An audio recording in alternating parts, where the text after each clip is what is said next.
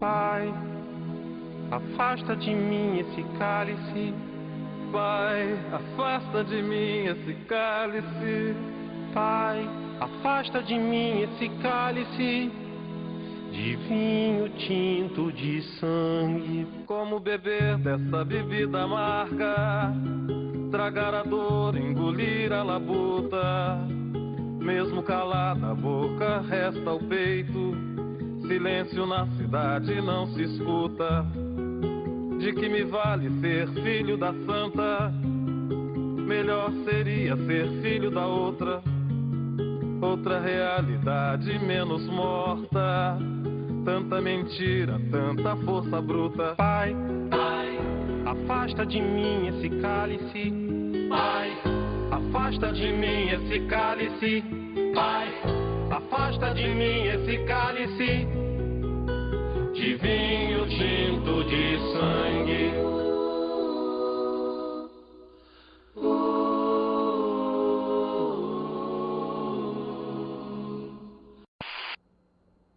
Olá pessoal, tudo bem com vocês? Nós acabamos de escutar essa belíssima música do Chico Buarque de Holanda, Cálice. E a aula de hoje vai tratar sobre o golpe de 1964. Mas para entender mais essa iniciativa do Exército Brasileiro, é preciso que a gente volte um pouquinho para compreender melhor o que está acontecendo no Brasil nesse final de década de 50 e início da década de 60, que vai provocar esse novo golpe militar. Após o governo de Juscelino Kubitschek, foi eleito Jânio Quadros à presidência da República. O governo de Jango foi muito rápido, durou apenas 7 meses, devido à forte oposição que ele vai ter. Isso porque Jânio procurou o final do alinhamento automático com os Estados Unidos, o que vai acabar trazendo uma maior oposição ao seu governo.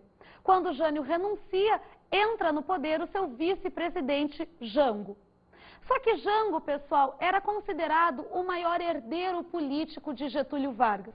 Todo aquele modelo de nacionalismo econômico implantado por Getúlio no Brasil deveria agora retornar com o governo de Jango. Por causa disso, a oposição tenta frear os poderes desse presidente, instaurando um regime parlamentarista no Brasil. De 1961 a 1963, Jango governa, mas sem plenos poderes. O primeiro-ministro, na verdade, é que teria maior autoridade.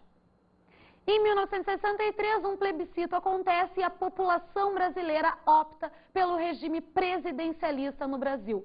Por um curto período, Jango vai ter poderes maiores. E o que ele vai acabar desenvolvendo é o famoso Plano Trienal, onde estaria focado o desenvolvimento do Brasil em 3 bases. Em primeiro lugar, era importante a contenção da inflação. Para que essa fosse controlada, a estratégia de Jango seria fazer um tabelamento de preços e congelamento de salários. Só que o empresariado brasileiro acaba boicotando essa alternativa porque não queria que a inflação fosse controlada.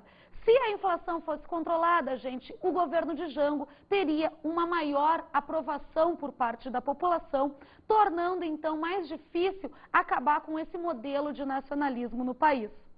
O que restou para Jango foi desenvolver a última característica do Plano Trienal, que seriam as reformas de base, a reforma urbana e a reforma agrária.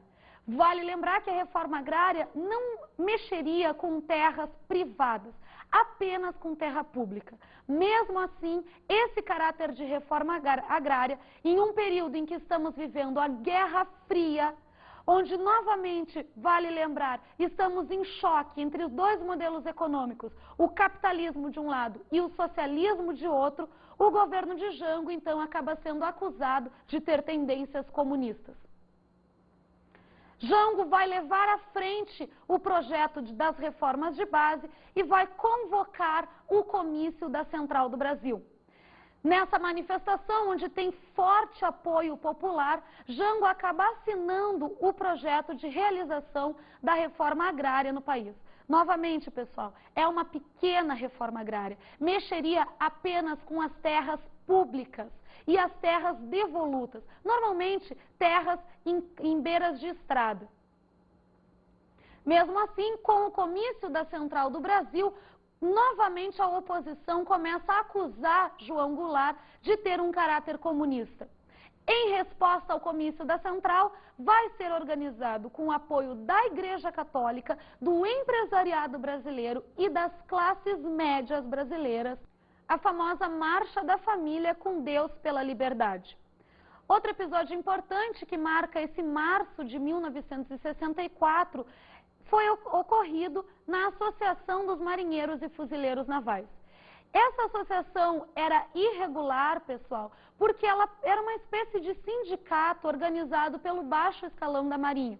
Isso é ilegal dentro das Forças Armadas, porque é encarado como um desrespeito à hierarquia. Mesmo assim, essa organização existiu e vai acabar fazendo uma manifestação nesse mesmo mês de março. A Marinha Brasileira manda os fuzileiros navais, então, coibir a manifestação feita pela associação e os fuzileiros não obedecem às ordens recebidas. Eles chegam no local e acabam confraternizando junto com os outros membros da associação. Isso é encarado pelas Forças Armadas como um desrespeito total à hierarquia e esses membros da associação são severamente punidos. Só que Jango, gente, opta por tentar pacificar a situação, anistiando os membros da Associação dos Marinheiros e Fuzileiros Navais. A Marinha Brasileira e todas as Forças Armadas não vão admitir essa falta de respeito às suas ordens e vão, então, nesse episódio, acabar encontrando a legitimidade que elas estavam precisando para dar um golpe militar e derrubar João Goulart da presidência da República. Assim, em 1º de abril de 1964, começa a ditadura militar no país. Vale a pena lembrar, gente, que ditaduras militares estão sendo instauradas em vários locais da América Latina nessa década de 60 e 70. Isso sempre enquadrado dentro da Guerra Fria. Os Estados Unidos dão apoio a essas ditaduras por causa do interesse na concretização do modelo capitalista e, consequentemente, no bloqueio do avanço socialista aqui no continente latino-americano. Atualmente, pessoal, pode parecer um pouco estranho para nós esse grande envolvimento das Forças Armadas nas questões políticas do Brasil. Mas vale lembrar que desde a proclamação da República, o Exército Brasileiro está totalmente envolvido em questões político-partidárias no país. Deodoro da Fonseca, por exemplo, a pessoa que proclamou a República Brasileira, era membro do Exército. A gente pode buscar as raízes desse envolvimento político-militar no Brasil a partir da formação desse exército. O Exército Brasileiro se consolida a partir da Guerra do Paraguai e quando o exército volta para o Brasil, esse exército então profissional, ele começa a ser educado dentro da escola da Praia Vermelha, no Rio de Janeiro. O ideário positivista, aquele ideário que prega o desenvolvimentismo, sempre buscando um governo autoritário, centralizador, é totalmente ensinado e inserido dentro da escola da Praia Vermelha. Na década de 50, uma nova instituição muito importante na formação desses militares é criada. É a ESG, Escola Superior de Guerra, onde ideários totalmente anticomunistas vão começar a ser inseridos na mentalidade desses militares. Para vocês terem uma ideia do envolvimento dos Estados Unidos na formação do golpe de 1964, algum tempo depois acabou se descobrindo a chamada Operação Brother Sun. Essa seria uma organização de forças norte-americanas para invadir o Brasil caso o golpe militar em 64 não se concretizasse. Se acontecesse algum tipo de resistência por parte de João Goulart ou de algum outro grupo político dentro do Brasil, os Estados Unidos iriam invadir o país e garantir que os militares tomassem um poder. A ajuda do capital norte-americano para a derrubada de Jango também é muito importante nesse golpe militar em 64. Isso não quer dizer, pessoal, que os militares tomaram o poder simplesmente pela vontade dos Estados Unidos. internamente está acontecendo uma série de conjuntura dentro do Brasil que vai acabar propiciando esse golpe.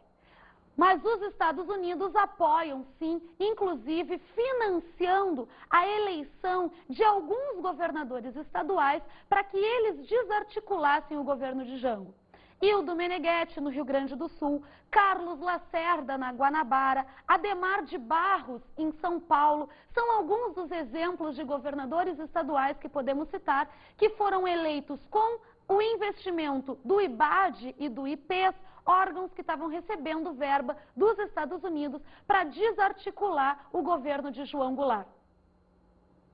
A primeira medida que os militares tomam ao darem o golpe em 1964 vai ser a decretação do Ato Institucional número 1, uma espécie de emenda provisória.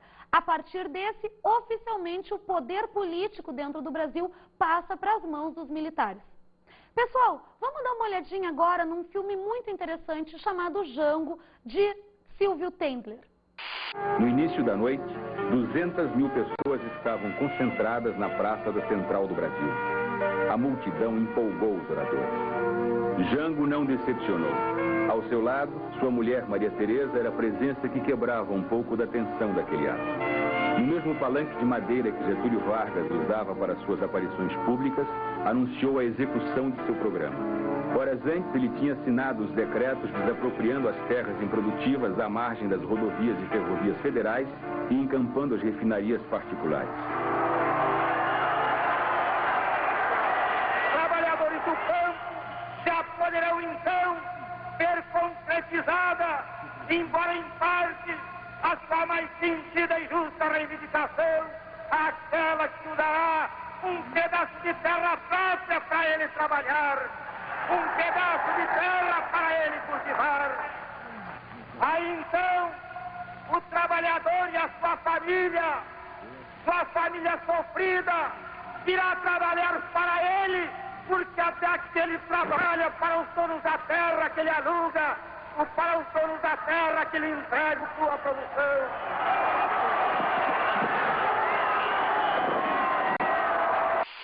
O mês de março de 64 foi um mês de grandes atividades e de grandes preocupações.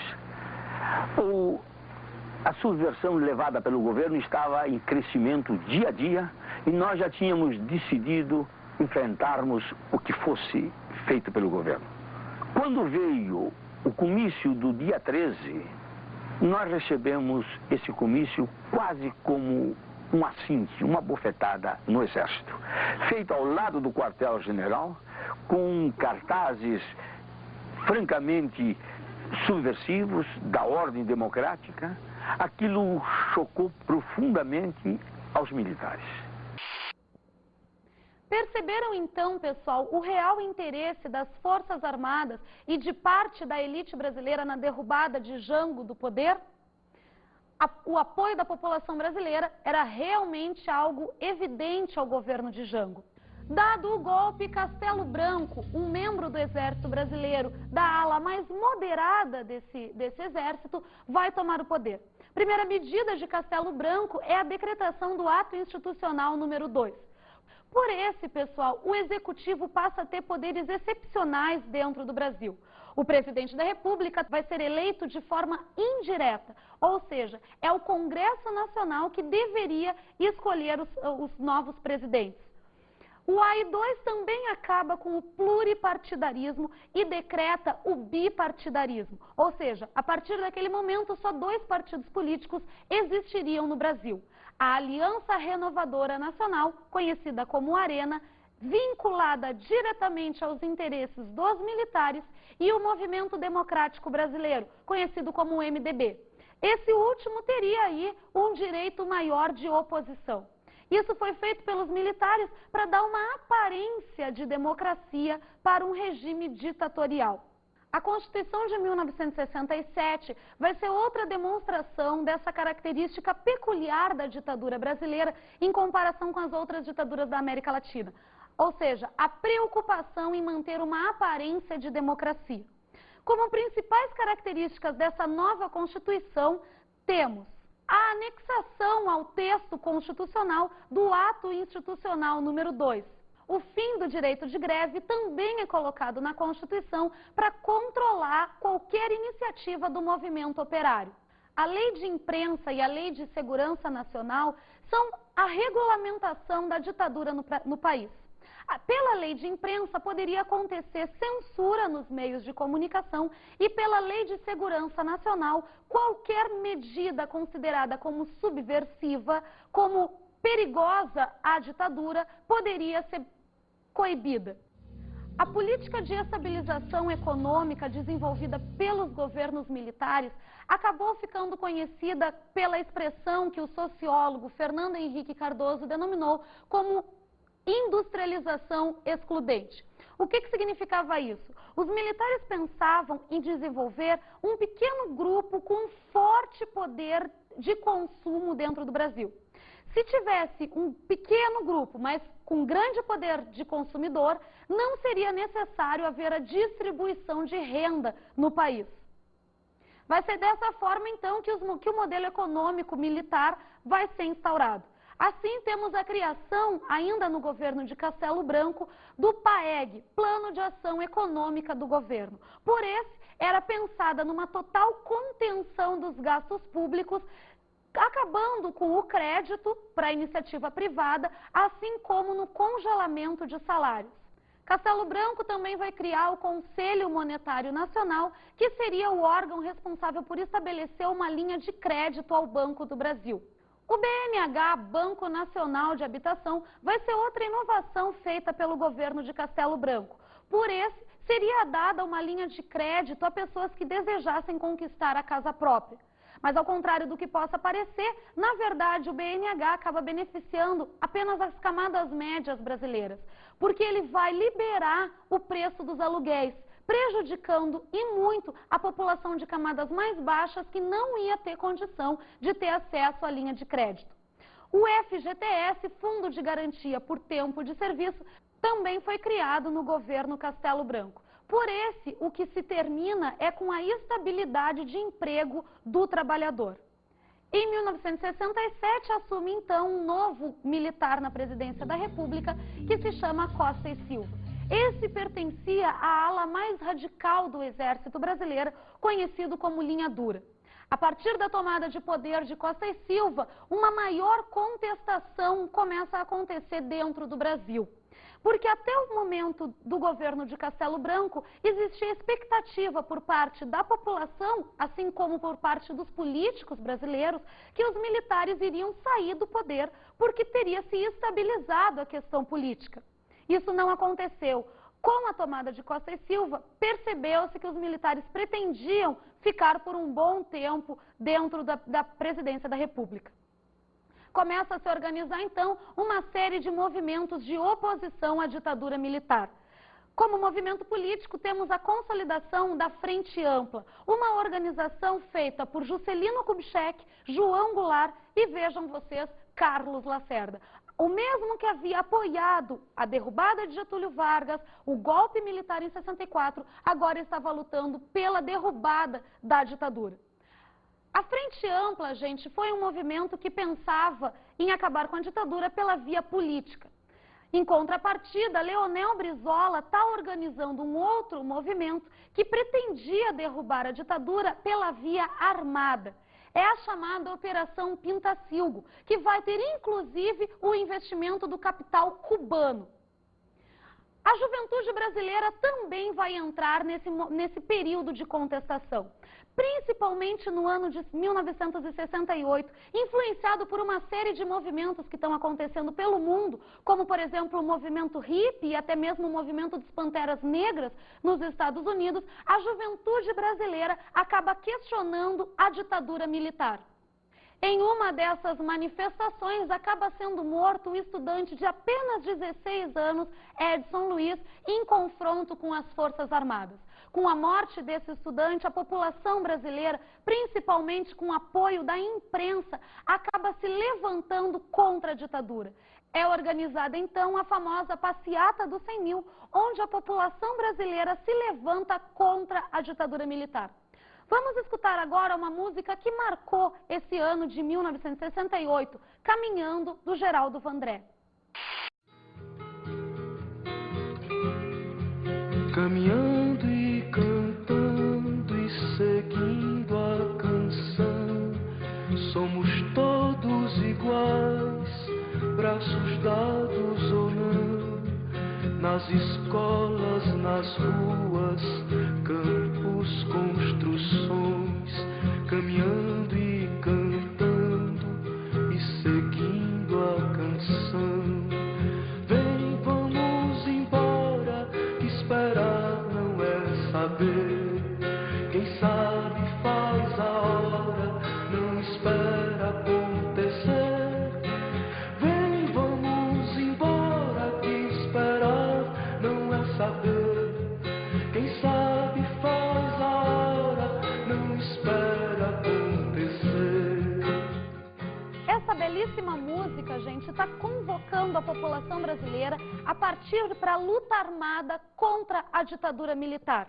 Podemos perceber então, gente, como o movimento cultural no Brasil, nessa década de 60 e 70, está muito atuante. Tanto na música, através do movimento do MPB com Chico Buarque, ou da Tropicália com Gilberto Gil. O teatro também é muito importante através dos grupos Arena e Oficina, assim como o cinema novo, através da atuação do Glauber Rocha, vão estar questionando a ditadura e tentando, das formas mais diversas possíveis, tentar fugir da censura feita pelos militares. Nesse quadro de contestação à ditadura, o deputado Márcio Moreira Alves vai acabar fazendo um discurso muito polêmico no Congresso Nacional.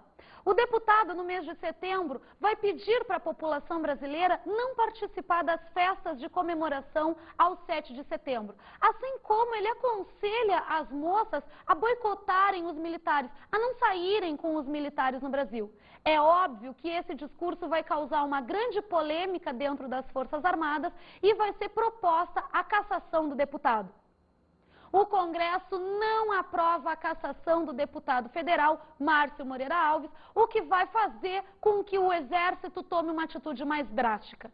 É fechado o Congresso e é decretado, então, o ato institucional número 5. É o início do chamado Anos de Chumbo, o momento de maior repressão ditatorial no país. Vamos escutar, para que fique mais claro, um trechinho do que foi, afinal de contas, o AI-5. Ato Institucional número 5, AI-5. Artigo 5º. A suspensão dos direitos políticos com base neste ato importa simultaneamente em 1. Cessação de privilégio de foro por prerrogativa de função. 2. Suspensão do direito de votar e de ser votado nas eleições sindicais. 3. Proibição de atividades ou manifestação sobre assunto de natureza política. 4. Aplicação, quando necessária, das seguintes medidas de segurança. A. Liberdade vigiada. B. Proibição de frequentar determinados lugares. C. Domicílio determinado. Parágrafo 1º.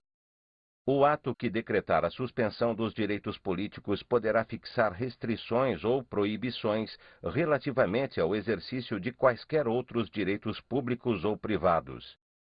Parágrafo 2º. As medidas de segurança de que trata o item 4 deste artigo serão aplicadas pelo Ministro de Estado da Justiça, defesa à apreciação de seu ato pelo Poder Judiciário.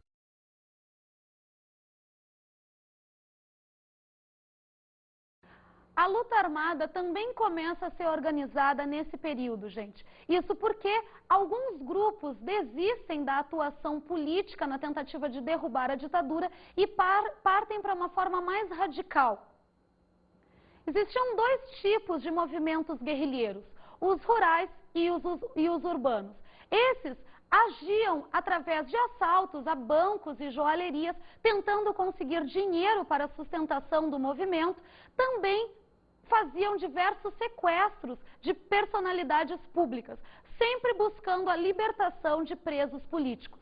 Os principais grupos que surgiram nesse período são a Aliança Libertadora Nacional, ALN, que vai ser responsável pelo sequestro do embaixador americano Charles Elbrick, o Movimento Revolucionário 8 de Outubro, que ganhou esse nome em homenagem ao dia da morte de Che Guevara na Bolívia. Também temos o VAR Palmares, liderado por um dissidente do Exército, Carlos Lamarca. Vamos escutar agora um interessante depoimento de uma pessoa que participou de um sequestro aqui no Brasil. Eu, desde jovem, sempre militei em organizações, digamos, de esquerda, né? Então, nessa época, na década de 60, eu, jovem, fui para a universidade e na universidade, né, eu incorporei às organizações de esquerda que naquele momento existiam, que compunham o movimento estudantil. Com o 477, em 1968, que foi o AI-5, foi o período de maior dureza daquela ditadura, né? O decreto 477 expulsa a grande maioria dos alunos que eram lideranças na época, né? Presidente do centro acadêmico. Na época eu cursava psicologia e participava do centro acadêmico de psicologia da Universidade de São Paulo. E eu fui para a esquerda armada mesmo, fui para o movimento de esquerda clandestino, saí de casa e fui para a clandestinidade. Nesse processo de militância, havia uma preocupação das organizações de esquerda de implantar um modelo de libertação, um modelo de sociedade que Cuba, no início da década de 60, tinha implantado na América Central. Havia todo um movimento da esquerda naquele momento de sair da égide do governo soviético e fazer organizações de esquerda que trabalhassem a questão do foco guerrilheiro, porque Cuba tinha conseguido implantar o seu socialismo a partir de uma guerra de guerrilhas, né? Foco guerrilheiro, guerra de guerrilhas. Daí foi a história do Marighella, sair do Partido Comunista Brasileiro, várias organizações que oriundas do Partido Comunista Brasileiro ou do Partido Comunista do Brasil que fizeram essas organizações, ditas organizações de luta armada de guerrilha. Os sequestros começaram a acontecer por duas situações. Primeiro, para fazer a propaganda política das organizações e, fundamentalmente, para tirar os companheiros nossos que estavam presos, né, e sendo torturados violentamente. O sequestro do alemão, em específico, ele acontece exatamente na época da Copa de 70, quando nós fizemos o sequestro do alemão. Dentro do carro eu estava esperando, né, a ação acontecer naquilo que eu teria que fazer, né, depois eu explico um pouquinho, e ouvindo o radinho, eu acho que era Iugoslávia, Brasil, alguma coisa assim. Era um jogo da Copa de 70. Então, nós sequestramos esse embaixador com a perspectiva de tirar 40 pessoas que estavam presas. Houve tiroteio, né? Isso foi em Santa Teresa, no Rio, naquela subidinha da Rua Alice, houve um tiroteio. Infelizmente, faleceu um segurança, né? do comboio, porque, evidentemente, todos os embaixadores andavam com 2, 3 carros de segurança naquela época, e o alemão não foi o primeiro a ser sequestrado, né? Então, houve essa situação. Mas depois a ação transcorreu relativamente normal e nós conseguimos retirar os 40 nomes, permanecemos com o alemão, von Holleben, né? O nome dele, que, por sinal, era uma pessoa extremamente digna, um gentleman, né, se comportou com toda gentileza conosco, conversava bastante, dizia que ele até era favorável a uma libertação, né, do Brasil, a um novo modelo de sociedade brasileira. O que ele não concordava eram com os nossos métodos, né? Mas ele foi muito gentil, eu não diria cooperativo, mas enfim, ele não criou nenhum tipo de problema. Às vezes a gente pensa assim, eu sou a favor da paz, eu sou contra a guerra, eu também sou a favor da paz, né? Quando jovem aconteceram todas essas coisas e naquele momento não havia outra alternativa, né? Então eu acho que em alguns momentos, às vezes a ridicularização é necessária. Então, a ideia que eu deixo é que a gente questione. Como questionar é fundamental, né? Desde que não haja tanta luta, tanta guerra, tanto derramamento de sangue. Mas em certas circunstâncias históricas isso é necessário. Basicamente isso. Valeu a experiência. Interessante perceber, gente, no depoimento da Sônia, o quanto ela coloca que não havia outra alternativa para esses jovens a não ser o radicalismo da luta armada. Vamos dar uma olhadinha agora nas nossas dicas de estudos para a aula de hoje?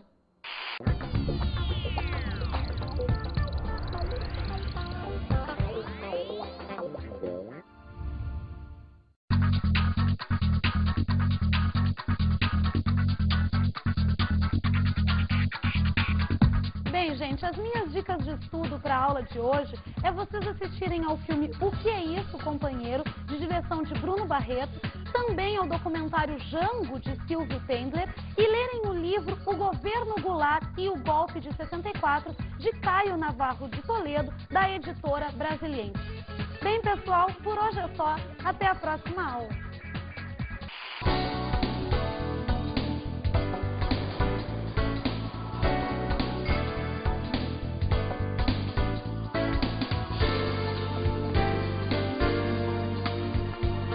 Na aula de hoje estudamos o golpe de 1964. Vimos o governo Castelo Branco. Durante o governo de Castelo Branco, fica evidente a preocupação dos militares em dar uma aparência de democracia para o regime ditatorial que estava sendo instaurado. Aprendemos sobre a política de estabilização. O governo, preocupado em criar um forte grupo consumidor, acaba colocando novos órgãos, como o Conselho Monetário Nacional e a criação do FGTS. Analisamos o governo Costa e Silva. O início desse governo é marcado por inúmeros movimentos de contestação. Na tentativa de controlá-los, é decretado o AI-5, quando vai começar os anos de chumbo da ditadura militar. Pós-estudos.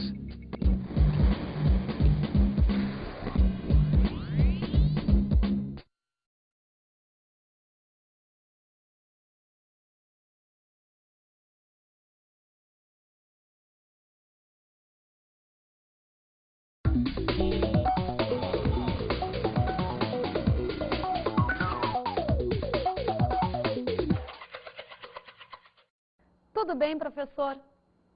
Para a aula de hoje, eu acredito que seja uma atividade muito interessante levar músicas do período para trabalhar com os alunos em sala de aula, mostrando o caráter de resistência que essas tinham. A atividade com jornais de época e revistas também pode ser muito importante, porque a gente pode buscar nesses veículos como era feita a censura por parte dos militares. Obrigada, gente, e até a próxima.